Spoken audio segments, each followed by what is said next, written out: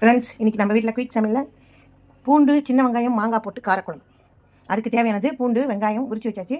மாங்காய் இப்போ வெட்டணும். இப்போ தக்காளி, பச்சை மிளகா, உப்பு, மிளகாத்தூள், மஞ்சத்தூள் கிண்ணத்தில் போட்டு வச்சாச்சு. வெங்காயம் தக்காளியை அரைச்சி வச்சுக்குது. புளி ஊறப்பட்டுக்குது. அதில் முட்டையும் உடச்சி ஊற்றுறோம்.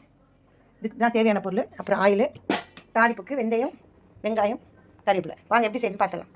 ஃப்ரெண்ட்ஸ், அடுப்பத்தியாச்சு, சட்டி வச்சாச்சு, ஆயில் ஊற்றியாச்சு, வெந்தயம் போட்டாச்சு. இப்போ கறிப்பிலையும் வெங்காயம் போடும். சின்ன வெங்காயமும் பூண்டை போட்டுலாம். இப்போ பூண்டும் வெங்காயமும் நல்லா வதங்கி வருது. இப்போ நம்ம குழம்பு ரெடி பண்ணி வச்சுருக்கோம். புளிக்கரைச்சல், உப்பு, குழம்பு மிளகாத்தூள், மஞ்சத்தூள், பச்சை மிளகா, தக்காளி எல்லாம் போட்டு கரைச்சி வச்சுருக்கோம். இப்போ இதில் ஊற்றிடலாம். ஃப்ரெண்ட்ஸ், உப்பு மிளகாத்தூள் பார்த்து கொதிக்க வச்சாச்சு. கொதிச்சுட்டுக்குது. இப்போ மாங்காய் போட்டுடலாம். இன்னும் ஒரு 5 மினிட்ஸ் கொதிக்கிட்டோம். முட்டையை உடச்சி ஊற்றணும்.